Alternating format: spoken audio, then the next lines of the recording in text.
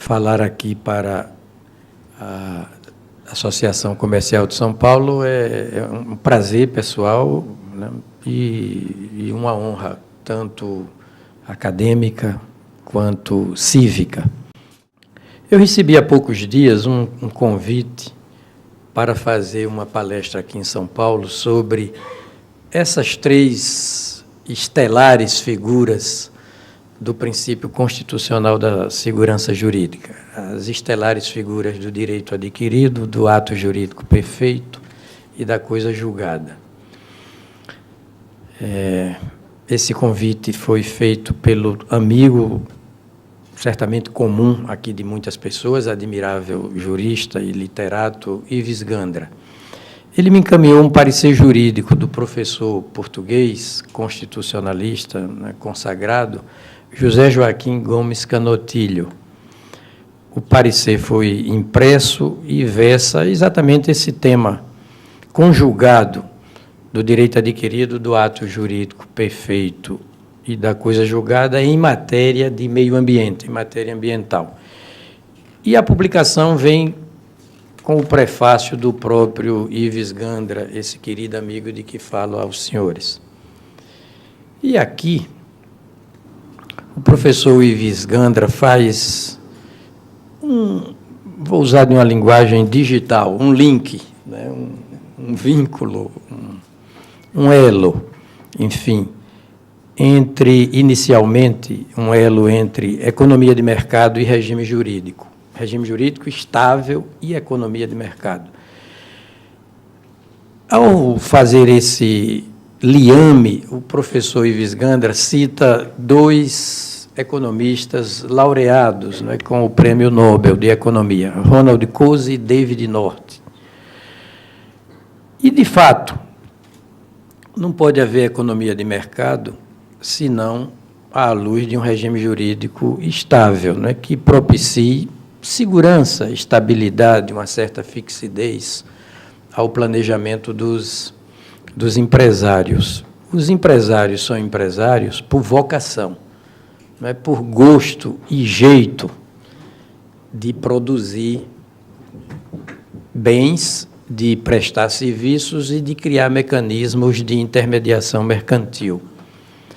Quando a nossa Constituição consagra o princípio da livre iniciativa, desde o seu artigo 1º como um dos fundamentos da República, e saltando para o artigo 170 como base de toda a ordem econômica, a Constituição nada fez do que reconhecer que a livre iniciativa empresarial ou econômica corresponde a uma vocação. Há pessoas que são vocacionadas para os mistérios, não é, da produção lato sensu, compreendendo, não é, a produção, a geração de bens, do ponto de vista material, a prestação de serviços e essa criação mesma de mecanismos de mediação, de intermediação negocial ou mercantil. E quem nasce assim vocacionado para os mistérios da economia tem todo o direito de se realizar assim vocacionalmente. Seria uma violência impedir, não é, que pessoas dotadas, não é, de tino negocial, volto a dizer, de gosto, de jeito, não é, de como que um impulso mesmo inato para a geração de riquezas, impedir que essas pessoas se realizassem profissionalmente, não é, como empresários. O direito de empresariar a atividade econômica é, na Constituição, um direito fundamental e, mais do que isso, é um bem de personalidade, na medida que corresponde a esse impulso intrínseco, inato, não é, virginal, de atuar no plano da geração de riquezas, produzindo, sobretudo, o que hoje se chama de desenvolvimento. Então, essa vocação para os negócios, ela, na perspectiva do professor Ives Gandra, reproduzindo Ronald Coase e David North, tem por pressuposto um regime jurídico estável, porque o empresário é um empreendedor, né? Por definição, ele sabe quais são, por definição não, volto a dizer, por instinto, por vocação, ele sabe as atividades mais propícias, né, à sua inclinação para essa ou aquela específica atividade econômica. E precisa, para a projeção, né, dos seus investimentos e para a inversão dos seus recursos e a dedicação do seu tempo, né, precisa saber das regras do jogo social em geral e do jogo mercantil em particular. E, nesse ponto, um regime jurídico estável se faz absolutamente necessário. Não é um regime jurídico estratificado, absolutamente imutável, estagnado, que nunca saia da inércia, que nunca se renove, não é bem isso. Mas é estabilidade como relativa certeza de que as regras jurídicas postas pelo Estado serão cumpridas, serão observadas. E não é por outra razão que o primeiro artigo da Constituição fala de Estado de Direito. Diz que o Brasil é uma república federativa que se constitui sob a forma de Estado de Direito. E o Estado de Direito é autoexplicativo. É aquele Estado, não é pessoa jurídica pública, é aquele Estado que respeita o direito por ele mesmo editado, o direito por ele mesmo criado. É o conceito mais elementar, mais simples e, ao mesmo tempo, permanente de Estado de Direito. Vale dizer, é um Estado que ele pode até desfazer o direito, revogando-o, mas ele não pode jamais desfazer do direito. Enquanto essa revogação não sobrevém, o direito posto pelo Estado é de ser irrestritamente observado por ele mesmo, editor normativo, por ele mesmo, Estado. Para o que a Constituição cria os poderes da República, os 3 poderes elementares, legislativo, executivo e judiciário nessa ordem. Não por acaso é uma ordem não só lógica como cronológica, né? Os 3 momentos lógicos da vida do Estado são exatamente os 3 momentos lógicos da vida do direito. Legislação, ninguém é obrigado a fazer ou deixar de fazer alguma coisa, senão em virtude de lei. Legislação, execução, jurisdição. O Poder Judiciário, exercente da jurisdição, não por acaso vem por último, naquela relação do artigo 2º da Constituição. É que tudo afunila para o Poder Judiciário. Ele opera como uma espécie de filtro mesmo, não é, de funil, peneira. Ainda há pouco eu estava participando de um debate na Câmara dos Deputados sobre liberdade de imprensa, e pude avançar a seguinte ideia, que me parece tão simples quanto irrefutável, que é a seguinte: assim como não se pode impedir o judiciário de falar por último, também não se pode impedir a imprensa de falar primeiro, né? São coisas muito simples. A imprensa noticia, em primeiro lugar, ela tem todo o direito de tomar a dianteira do noticiamento, da divulgação das coisas, até como condição de desalienação coletiva. O preço que se pagaria por uma censura à liberdade de imprensa seria a alienação dos fatos, dos acontecimentos, dos episódios, das ideias, das notícias. E quem tem o direito de nos alienar, seja individual, seja coletivamente? Absolutamente ninguém. E o judiciário também, por definição, ele dá a última palavra, a palavra final. Ele é o que representa para a sociedade uma espécie de âncora, né, de conhecimento do ordenamento jurídico e de confiabilidade ética e técnica.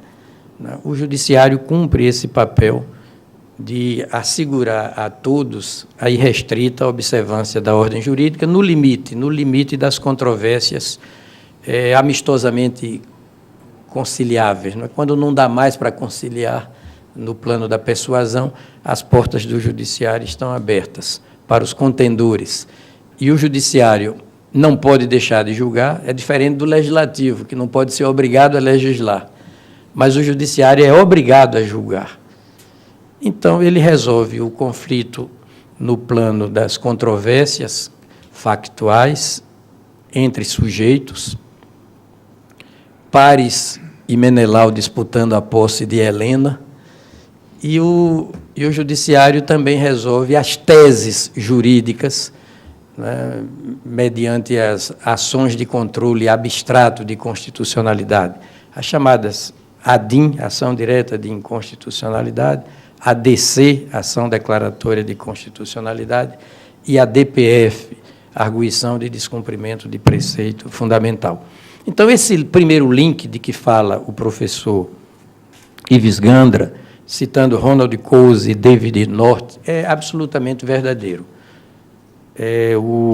A economia de mercado, ou seja, aquela economia enquanto locus por excelência de produção de riqueza, naqueles três planos, né, prestação de serviços, produção de bens materiais e intermediação mercantil, né, essa economia como espaço macrodimensionado de produção de riqueza no plano material é voltada para o mercado consumidor, naturalmente. O mercado é o destinatário da produção econômica, donde a expressão economia de mercado, né, uma economia que se volta para o mercado de consumo interno e consumo externo mediante exportação. E a ordem jurídica assegura, né, aqueles que são mentores e motores da economia ao mesmo tempo, os empresários, os investidores, a ordem jurídica assegura o conhecimento prévio das consequências dos próprios atos, não é porque tudo é pré-ordenado normativamente. Não por acaso o direito se chama ordem jurídica. É só abrir a Constituição, no artigo 127, e essa expressão avulta, não é, e rompe de logo. O direito é a ordem jurídica. Há um sentido de ordem, de estabilidade, de certa fixidez nas coisas. Mas há um segundo link. Olha, antes eu quero dizer que falo de desenvolvimento também numa perspectiva constitucional. O estudioso do direito, ele termina sendo um pouco reducionista no plano cognitivo, porque ele tende a ver a realidade pela ótica, não é, pelo prisma do direito positivo a partir da Constituição. Então, todas essas categorias, empresários, economia, mercado, desenvolvimento, ordem jurídica, estabilidade, eu tenho esse cacuete. Para não incorrer em subjetividade excessiva, que termina sendo um voluntarismo, não é, no plano do conhecimento, eu procuro a âncora da Constituição. Então, de logo, explico que, para mim, desenvolvimento na Constituição tem uma dimensão tríplice. É desenvolvimento no sentido de compatibilizar a riqueza do país com a riqueza da sociedade civil. Um país só é desenvolvido quando a riqueza, não é, do país como um todo, não é, a riqueza produzida materialmente,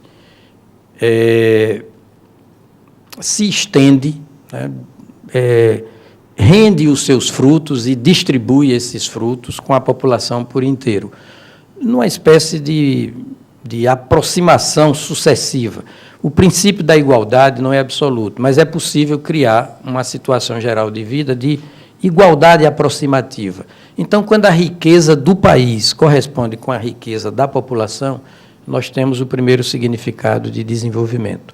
Outro, é mais atual ainda, é uma compatibilidade entre, até conceitual, coisas geminadas, desenvolvimento e meio ambiente ecologicamente equilibrado. Antigamente se dizia que o meio ambiente economicamente equilibrado não seria incompatível com o desenvolvimento. Hoje já não é assim. Hoje o que se diz mundialmente, civilizadamente, é o seguinte: não há desenvolvimento sem meio ambiente ecologicamente equilibrado. Ou, num paralelo que me parece perfeito, não há democracia sem liberdade de imprensa.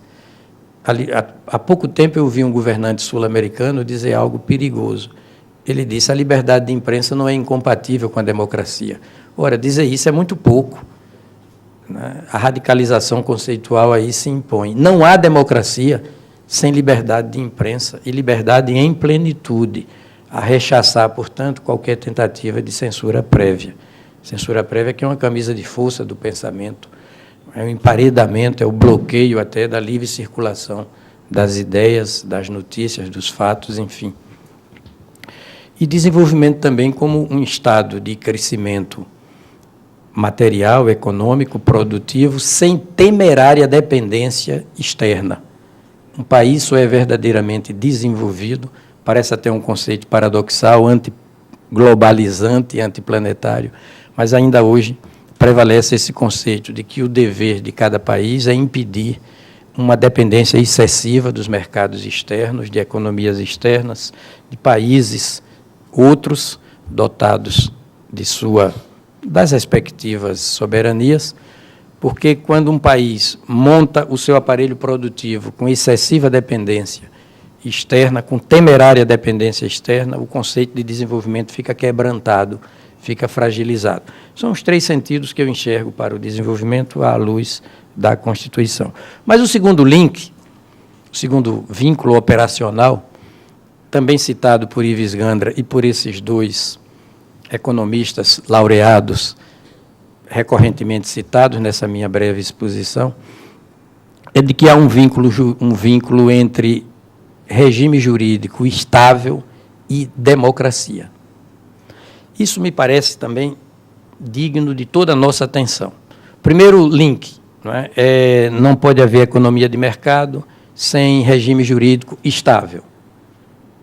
Ou seja, um regime jurídico seguro, um Estado de direito, um regime jurídico respeitante das regras do jogo, dentro daquela variabilidade de que falei. O Estado pode desfazer o direito, revogando, mas não pode desfazer do direito enquanto a revogação não se dá.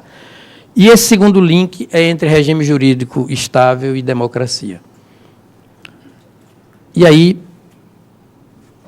eu me permito dizer que a democracia na Constituição brasileira não é um discurso, não é uma bolha normativa, não é uma prescrição oca, vazia, não é um discurso bonito, mas sem viabilidade, sem praticidade.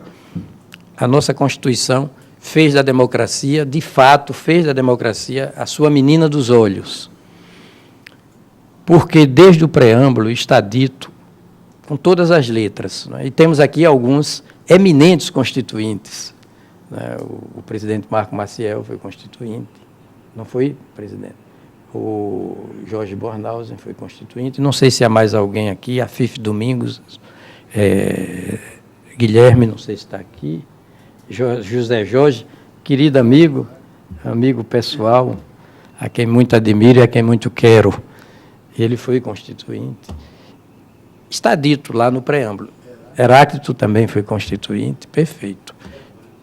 E mais alguém? Roberto Brant, eu não havia divisado daqui Roberto Brant, também cumprimento por modo muito carinhoso, viu, Roberto? E todos os senhores têm orgulho dessa Constituição, certamente.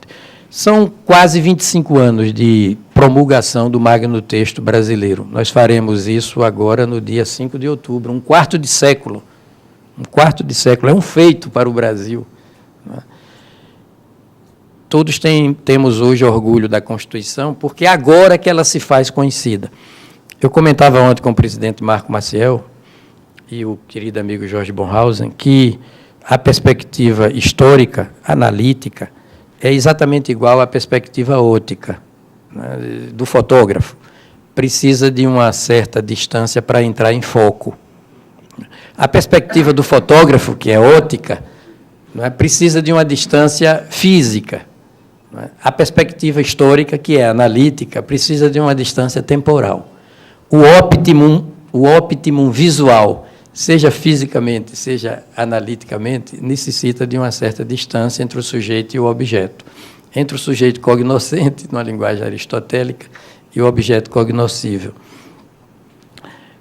a nossa Constituição hoje já pode ser melhor compreendida. E lá no preâmbulo está dito com todas as letras, com toda a ênfase, o seguinte, aspas, nós, representantes do povo brasileiro, reunidos em Assembleia Nacional Constituinte, para, bem, aí vem a finalidade dessa reunião, para instituir um Estado democrático. Então, o sumo objetivo da Assembleia Nacional Constituinte foi o melhor possível, melhor impossível, não é? Instituir um Estado democrático. Naquele conceito lincolniano, né? Democracia é o governo do povo, pelo povo, para o povo. O tubiático, de Tobias Barreto, presidente Marco Maciel, o fundador da Escola do Recife, num conceito radical, tão radical quanto atual, de democracia, ele disse, ali onde o povo não é tudo, o povo não é nada. Que coisa notável, não é? Coisa notável. Tobias Barreto morreu em 1889, pouco antes da proclamação da República, mas deve ter proferido essa frase por volta de 1872, segundo minhas pesquisas. Ali onde o povo não é tudo, o povo não é nada. E a Constituição realmente fez por onde normatizar a democracia de modo fidedigno ao conceito, não é, que ela exprime. Todo mundo sabe que democracia é uma palavra composta de demos, que no grego significa povo, e cracia, que também em grego significa exatamente o governo do povo. O governo da sociedade civil perante o Estado. Mas a Constituição não ficou nisso, o preâmbulo não ficou nisso, para instituir um Estado democrático. E aí seria um discurso bonito, porém evanescente. Disse, um Estado democrático destinado a... Então, a democracia como procedimento, via, caminho, estrada, né, conjunto de condições. Para o quê? Realizar o quê? Diz a Constituição, os direitos sociais individuais e, em seguida, 6 valores que passam por essa estrada da democracia. 6 valores: desenvolvimento, justiça, bem-estar, liberdade, igualdade e segurança. Olha a segurança de novo aí, segurança. Mas a democracia tem uma particularidade, se me permite, eu vou agora incidir, presidente Amato, numa metáfora, quiçá, demasiadamente prosaica, mas vamos lá, eu corro os riscos do prosaísmo excessivo. Democracia tem essa peculiaridade. Numa linguagem de jogador de futebol, ela é a melhor assistente. O camisa 10, né, a partir de Pelé, Gerson, Pelé, Didi, é a democracia. A democracia coloca esses 6 valores, desenvolvimento, bem-estar, né, segurança, justiça. A democracia coloca esses 6 valores na cara do gol. Entendeu? Na cara do gol. Só a democracia faz isso. É como se a Constituição dissesse, o caminho mais curto entre o desenvolvimento e o país é a democracia. O caminho mais curto entre a liberdade e o indivíduo é a democracia. O caminho mais curto entre a igualdade, né, e a população, sobretudo carente, é a democracia. Então, é a Constituição que diz isso, a meu sentir. A democracia cumprindo esse papel instrumental, né, de propiciadora das melhores condições para a realização desses valores que dão mais grandeza, sentido, propósitos, não é, autoestima à população. Estou falando de um país civilizado, né, de um país civilizado, humanista por excelência. Para ser civilizado tem que ser humanista. Mas, quando o gol é feito, o desenvolvimento se realiza, a justiça se realiza, a igualdade se realiza. Por exemplo, igualdade entre pares homoafetivos e casais heteroafetivos.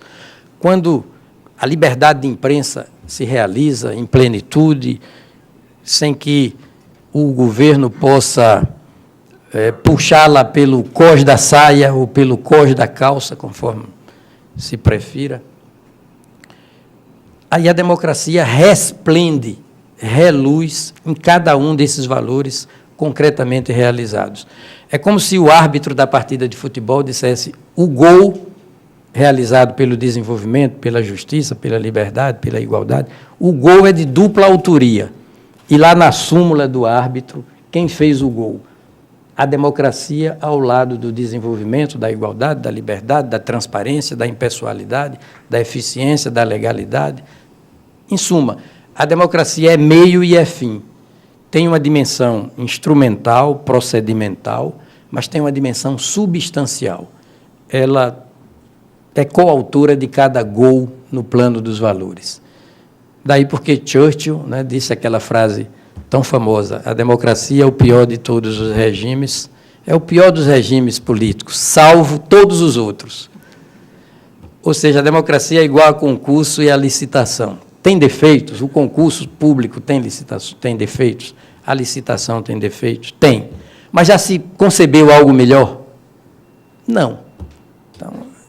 Então a menina dos olhos da Constituição, o valor continente, tudo mais é conteúdo, né? O valor teto, não há outro que se lhe iguale em importância sistêmica, né? É a democracia. Valor teto, a democracia é uma espécie de imã, atrai tudo para ela, de bússola, dá ao norte, e de fonte, é a base de inspiração. Fonte, imã e bússola. Interessante. Assim como a Constituição é em si mesma um fator de segurança, nós não estamos aqui falando de segurança. Por que a Constituição é um fator de segurança? De segurança máxima. Porque a multiplicidade infinita das leis tem que se reconduzir à unidade da Constituição. Não é? E a vida é exigente de unidade, de harmonia, de equilíbrio. Não é?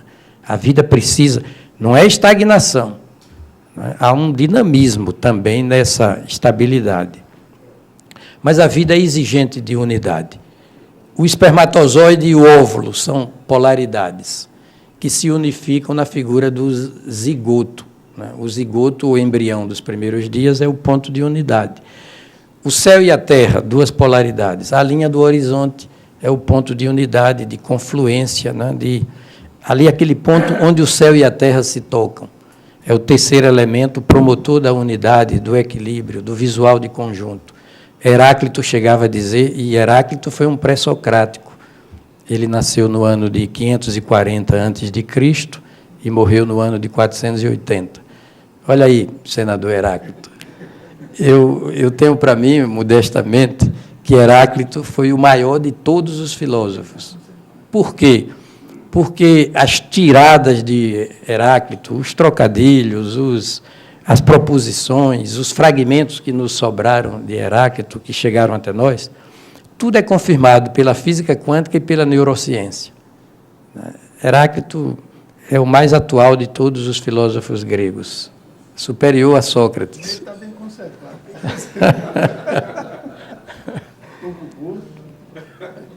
Heráclito dizia assim: o ser das coisas é o movimento. Enquanto Parmênides dizia nada de novo sob o sol, ele dizia tudo de novo sob o sol, porque o ser das coisas é o movimento, ninguém entra duas vezes nas águas de um mesmo rio, palavras dele, só o impermanente é que é permanente, e tudo muda menos a mudança. Ele dizia, tudo muda menos a mudança. É o que a física quântica diz, tudo se nos dá sob a forma de ondas de possibilidades. Tudo são ondas de possibilidades. Werner Heisenberg, no ano de 1925, cunhou o princípio da incerteza, dizendo que tudo é incerto. Não se pode descrever com absoluta precisão a trajetória de uma partícula subatômica, dos nêutrons, dos prótons, dos elétrons. Não é? Ora a partícula se comporta como partícula, ora se comporta como onda. E ninguém vê uma partícula se transformando em onda. Isso ocorre fora do tempo e do espaço, num movimento descontínuo que descarta as categorias do tempo e do espaço para eclodir. Assim como um raio espoca, estala no céu, ninguém vê pedaços de eletricidade se conjugando para compor a figura do raio. O raio já aparece num súbito, né? e não ensaia para acontecer. Ele não se testa, não faz nenhum ensaio para acontecer. Ele já acontece subitaneamente. Assim é a vida. E, portanto, esse caráter, né, de estabilidade que a Constituição promove, reconduzindo a multiplicidade infinita das leis à unidade dela, é uma exigência da própria vida. E, no interior da Constituição, essa exigência de unidade é alcançada pela figura da democracia. Os outros valores também se reconduzem à ontologia, ao sentido, né, da palavra democracia. E a democracia opera, portanto, como um fator de estabilidade. Toda interpretação próxima da democracia é a melhor interpretação. No limite, interpretemos as coisas democraticamente. Democracia implicando, né, por exemplo, ela tem conceito múltiplo, implicando limitação das cúpulas e prestígio das bases. Isso é eminentemente democrático.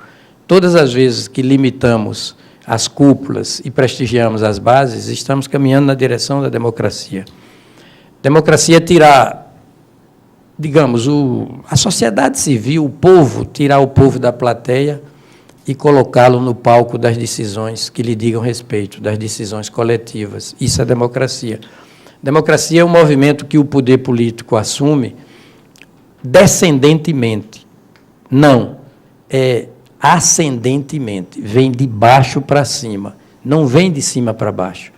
A democracia como fluxo ascendente do poder também é um conceito rigorosamente correto.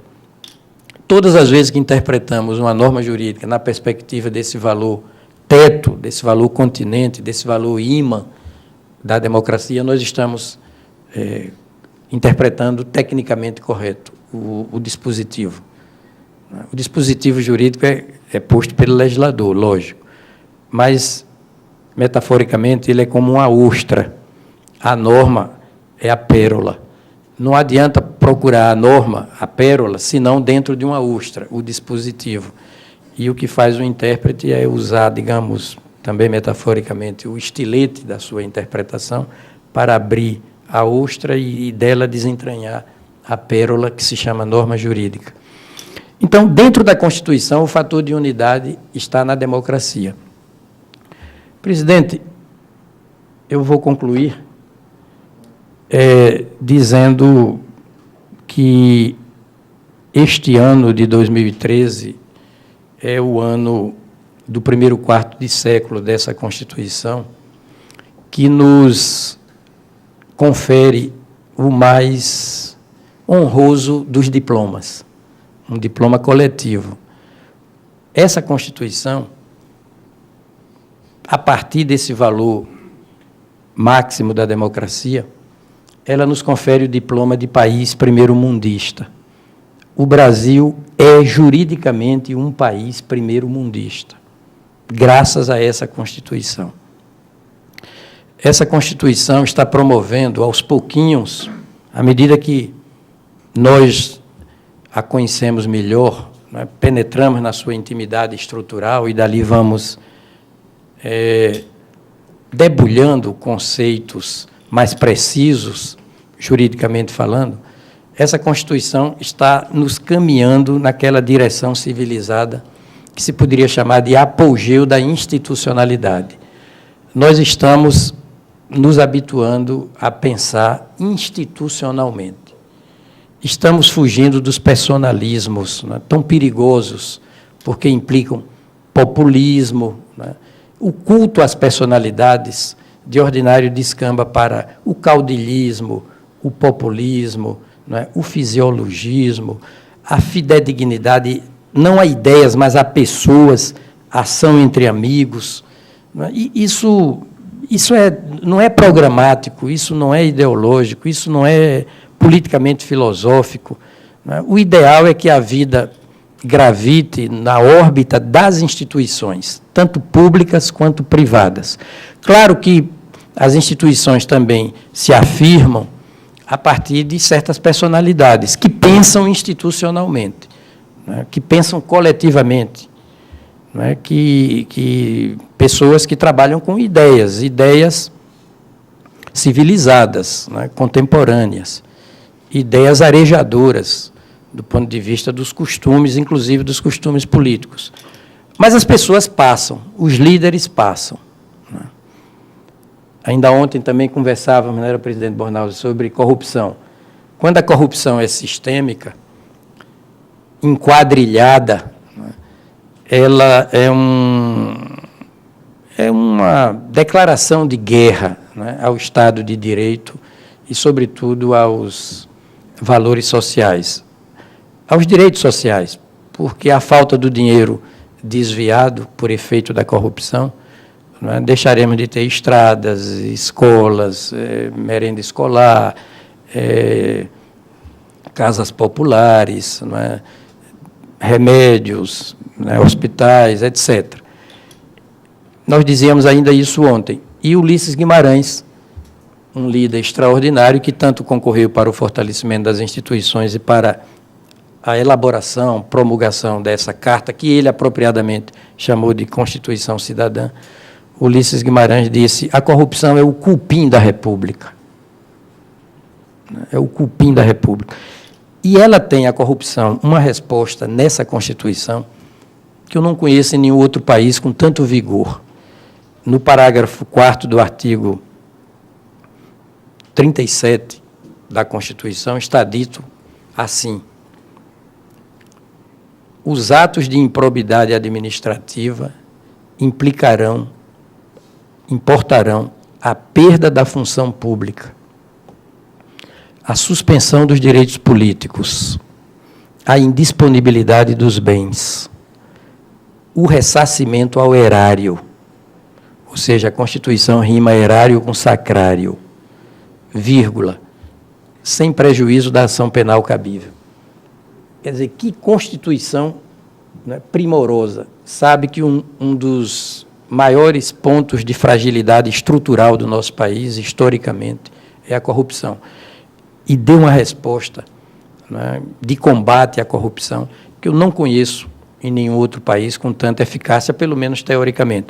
Então, à luz dessa Constituição, nós estamos caminhando para essa compreensão de que ou gravitamos em torno das instituições, tribunais de contas, Ministério Público, Polícia Federal, né, Poder Judiciário independente.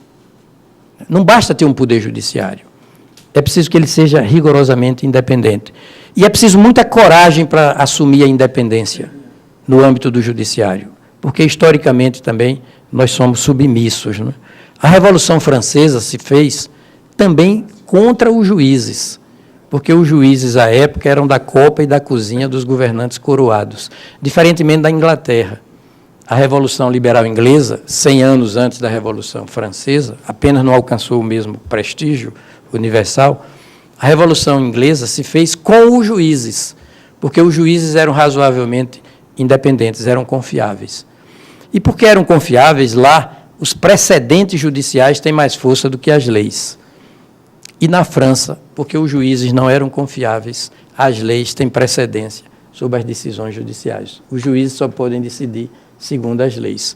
Vejam como a história explica, não é, as instituições hoje vigorantes, como o aporte, não é, de episódios ou de quadras históricas, não é, dá uma clareada nos horizontes mentais da gente analiticamente.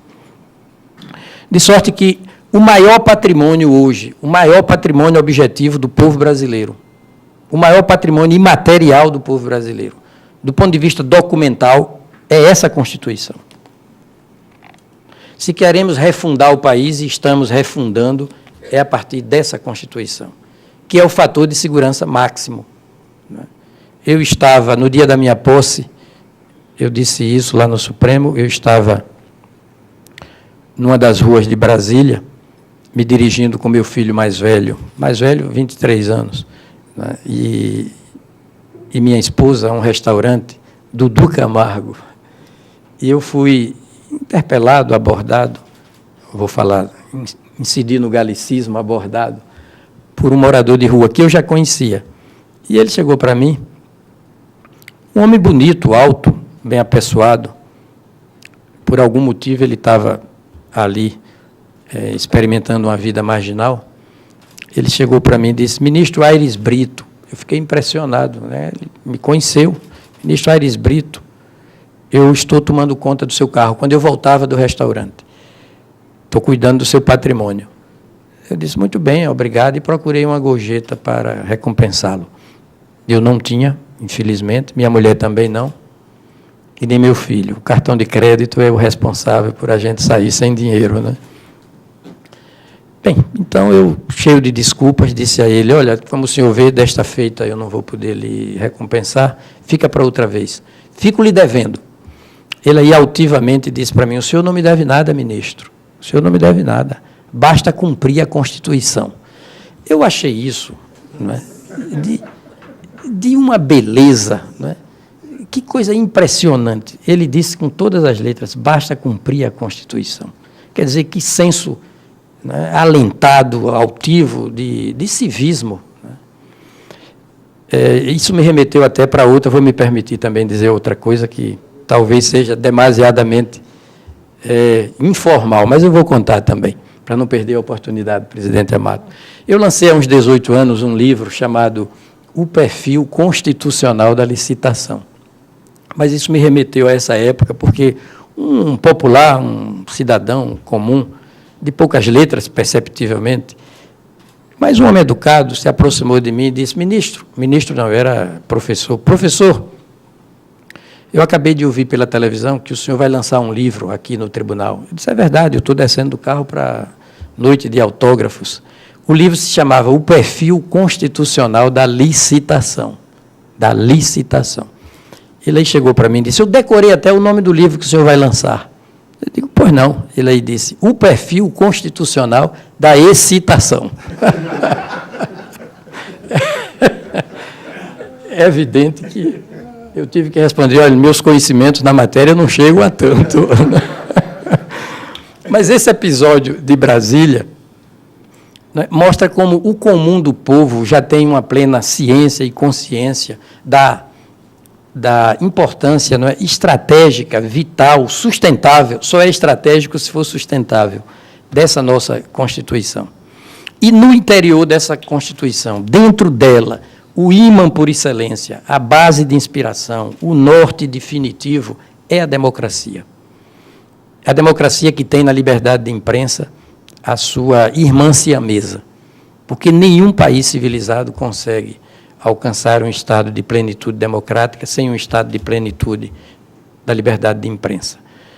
É ela que tem o direito de dizer o que quer que seja.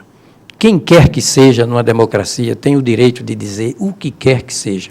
Claro que respondendo pessoalmente por eventuais excessos, no plano financeiro, não é? No plano da indenização, no plano penal, injúria, difamação, calúnia, direito de resposta, mas não se pode, no ponto de partida das coisas, obstar a plenitude de liberdade de imprensa. Por isso que essa Constituição, no artigo 220, parágrafo 1º, diz: nenhuma lei conterá dispositivo que possa causar embaraço à plena, o adjetivo feminino plena, está lá com todas as letras também, a plena liberdade de informação jornalística. Então, se de um lado nós temos a Constituição como o fator de unidade e, portanto, de segurança jurídica por excelência, a Constituição como ímã externo à lei, internamente o grande ímã é o ímã da democracia, que é o caminho mais curto entre o desenvolvimento, né, e o nosso status de país civilizado. Muito obrigado.